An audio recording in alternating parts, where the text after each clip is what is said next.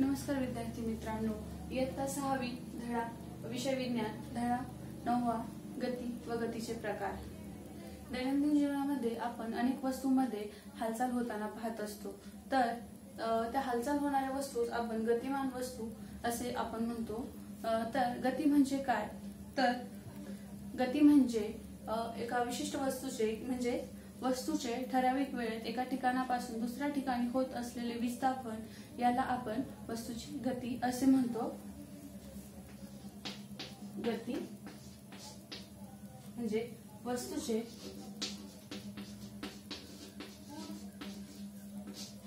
ठराविक वेळेत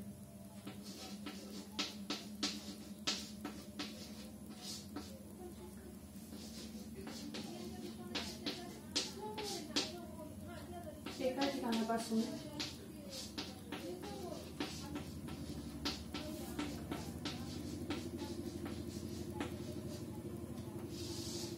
दुसऱ्या ठिकाणी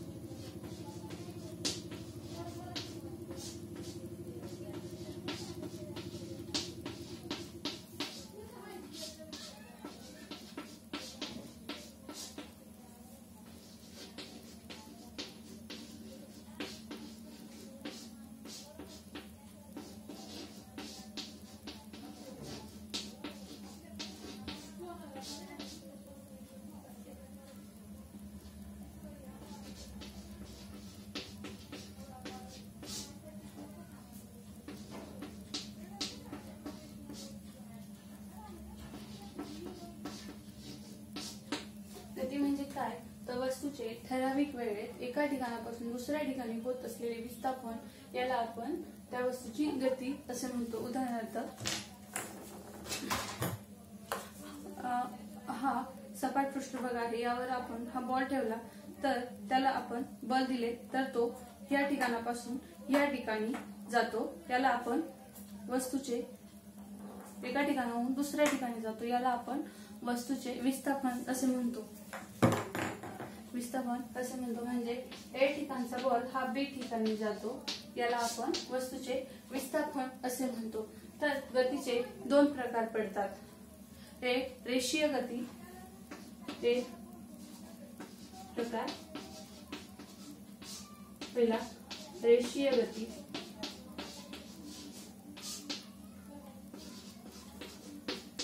दुसरी आहे नैकरेषीय गती।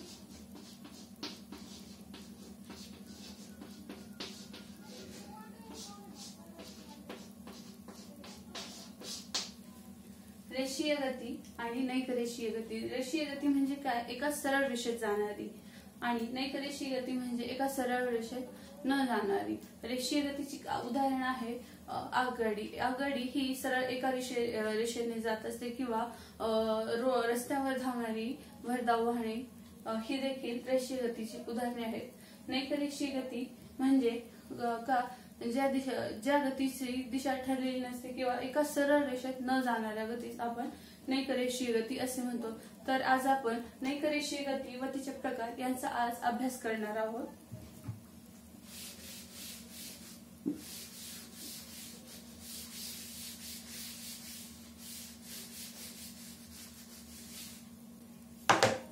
नैकरेषीय गती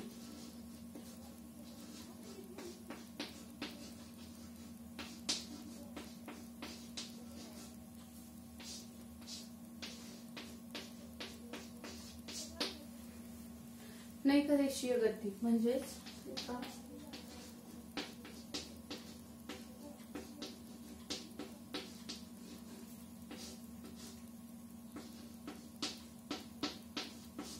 नैकरेषीय गती। नैकरेषीय या शब्दाच्या नावातच त्याचा व्याख्या आहे। नैकरेषीय म्हणजे एका सरळ रेषेत न जाणारी।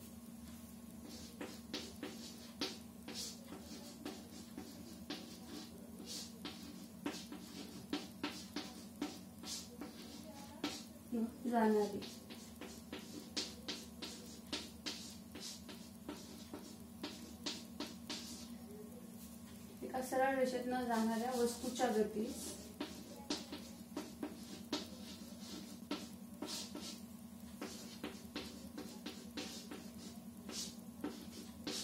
नैकरेषीय गती असे म्हणतो।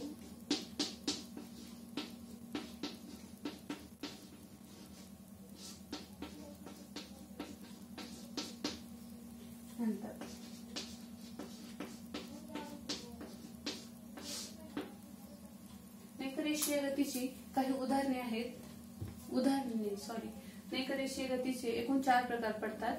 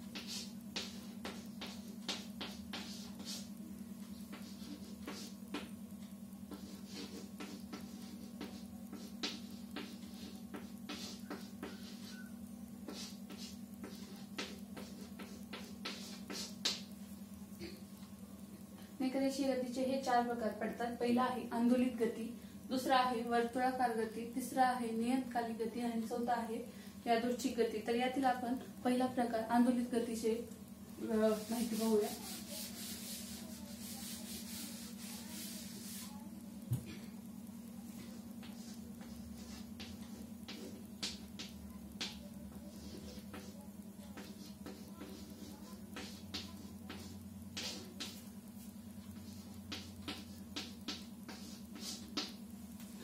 गती. झोपाळा आपण सर्वांनीच पाहिला असेल. झोपाळा हा कसा फिरतो, तर झोपाळा हा नेहमी एका टोकाकडून दुसऱ्या टोकाकडे परत जात असतो. तर झोपाळ्याच्या ह्या अशा हेलकाव्याला आपण म्हणजे हेलकाव्याच्या गतीला आपण आंदोलित गती असे म्हणतो. म्हणजेच आंदोलनामुळे प्राप्त होणाऱ्या गतीस आपण आंदोलित गती असे म्हणतो. आंदोलनामुळे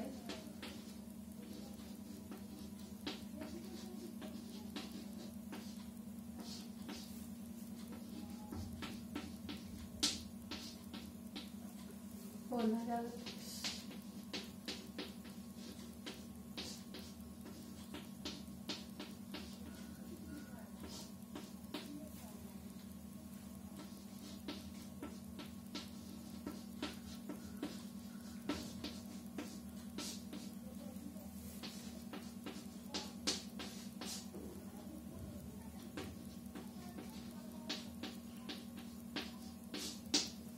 आंदोलित गतीचे आणखी काही उदाहरणे बघूया.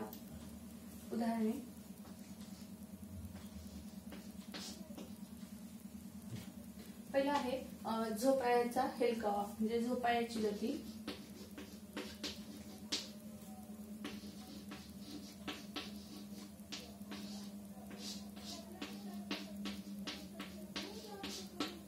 दुसरा आहे घड्याळाचा लंब. घड्याळाचा लंबक हा देखील एका टोकाकडून दुसऱ्या टोकाकडे जात असतो. हे देखील आंदोलित गतीचे एक उदाहरण आहे. घड्याळाचा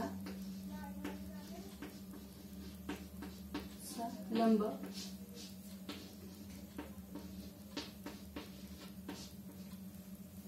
आणखी आहे पक्ष्यांच्या पंखांची हालचाल.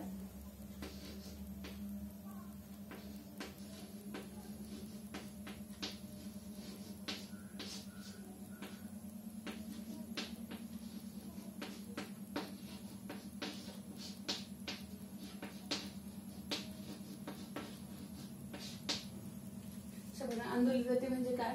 आंदोलनामुळे प्राप्त होणाऱ्या गतीला आपण आंदोलित गती असे म्हणतो. दुसरा आहे वर्तुळाकार गती.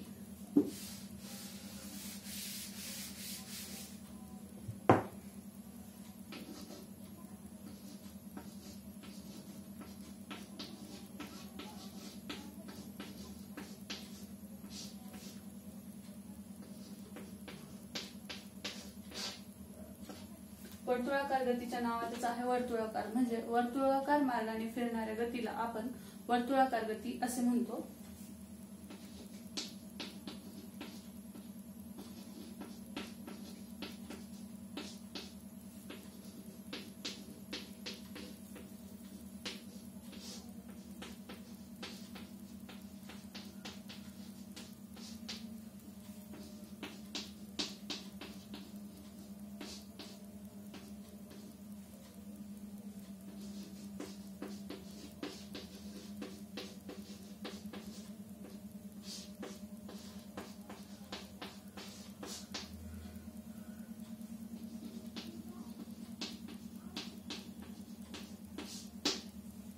उदाहरणार्थ घड्याळाचे काटे हे देखील, हे जे घड्याळाचे काटे आहेत हे देखील वर्तुळाकार गतीने फिरत असतात, म्हणजे वर्तुळाकार दिशेने फिरत असतात.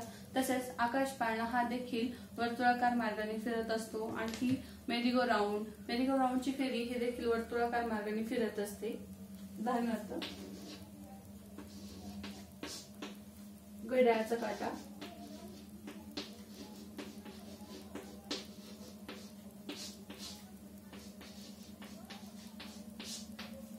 दुसरा आहे मेरीगो राऊंड,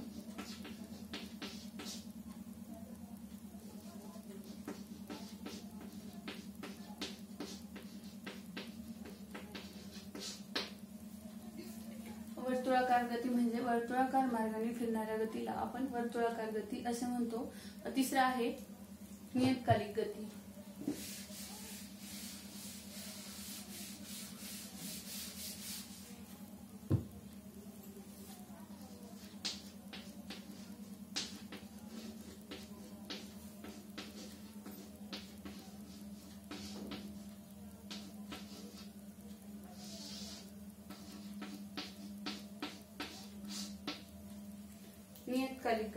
नियतकालिक गती म्हणजे ज्या गतीमध्ये गतिमान वस्तू एका विशिष्ट बिंदूतून पुन्हा पुन्हा जात असते त्याला आपण नियतकालिक गती असे म्हणतो. ज्या गतीमध्ये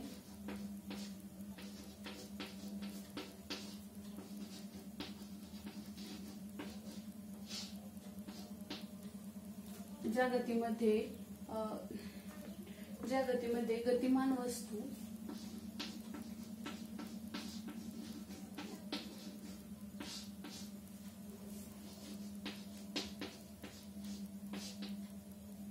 एका ठराविक वेळेत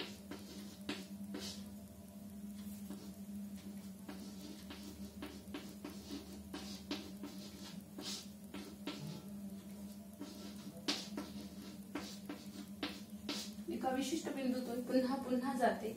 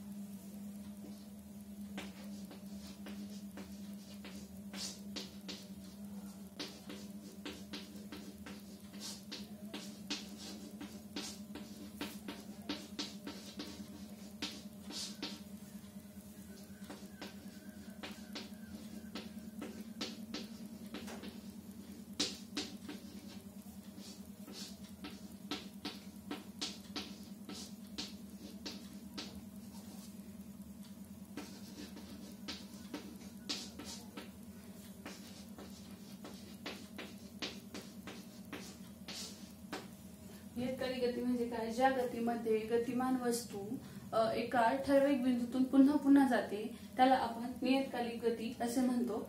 उदाहरणार्थ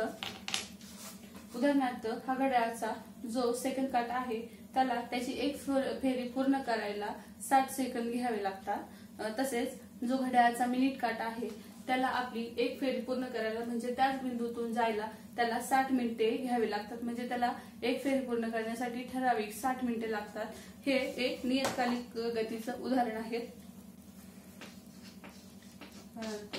घड्याळाचा मिनिट काटा,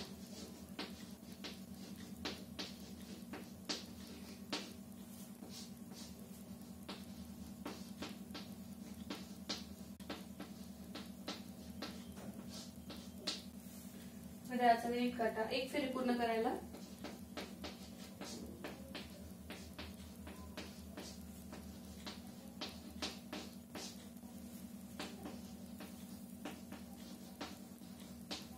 60 मिनिटे लागतात.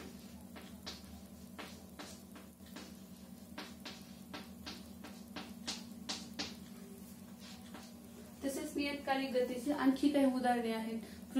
पृथ्वीला आपल्या भोवती म्हणजे पृथ्वीला स्वतःभोवती फिरण्यासाठी 24 तास लागतात. तसेच तिला सूर्याभोवती फिरण्यासाठी 365 दिवस लागतात.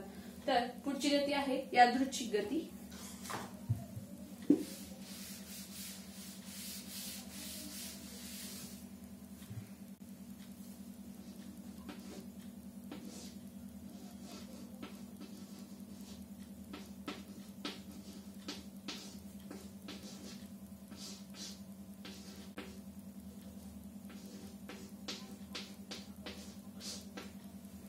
यादृच्छिक गती म्हणजे काय?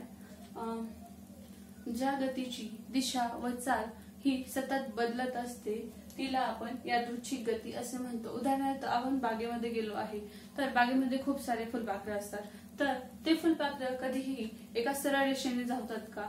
तर नाही. तर फुलपाखरे ही नेहमी एका फुलावरून दुसऱ्या फुलावर जातात, म्हणजे त्यांची जी दिशा असते ती निश्चित ठरलेली नसते किंवा सतत बदलत असते. यालाच आपण यादृच्छिक गती असे म्हणतो.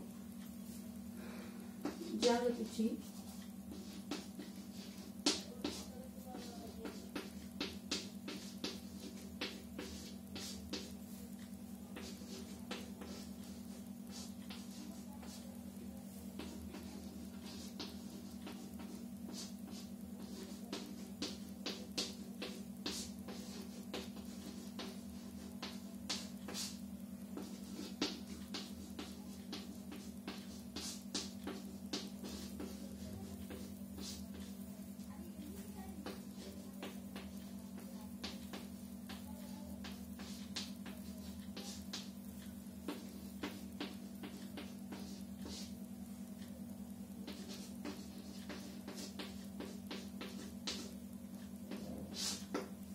उदाहरणार्थ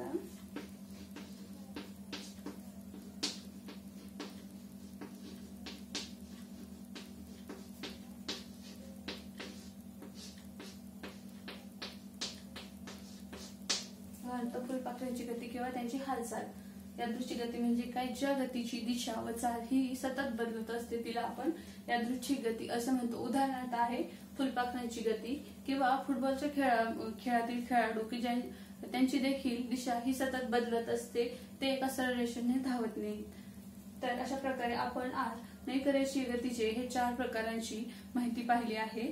तर याची आपण थोडीशी उजळणी करूया.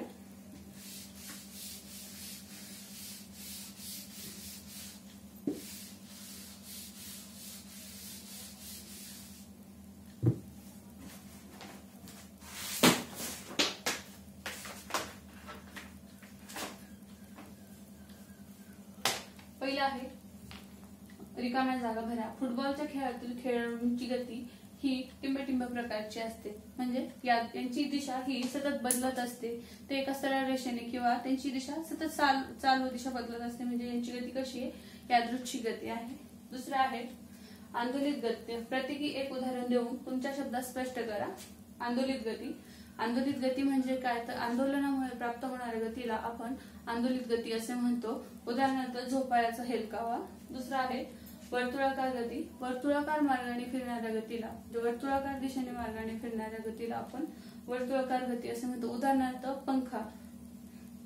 नियतकालिक गती म्हणजे एखादी गतिमान वस्तू एका ठराविक वेळेनंतर एका विशिष्ट बिंदूतून पुन्हा पुन्हा जाते, त्याला आपण नियतकालिक गती असे म्हणतो. त्याचं उदाहरण आहे घड्याळातील मिनिट काटा, की ज्याला त्याची एक फेरी पूर्ण करायला 60 मिनिट लागतात. नंतर रस्त्यावरून सायकल चालवताना तुम्हाला कोणत्या गतीचा अनुभव येतो? तर रस्त्यावरून आपण सायकल चालवायला सुरुवात केली तर आपल्याला पॅडल हे वर्तुळाकार मार्गाने फिरवावं लागतात.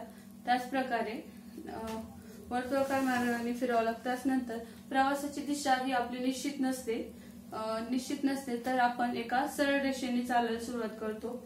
सायकलचे हँडल हे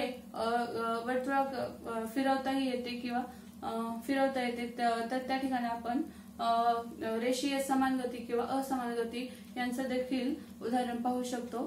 सायकलचे चाक हे वर्तुळाकार मार्गाने फिरत असतात. अशा प्रकारे आपल्याला विविध गतीचा सायकल चालवताना अनुभव येतो. धन्यवाद.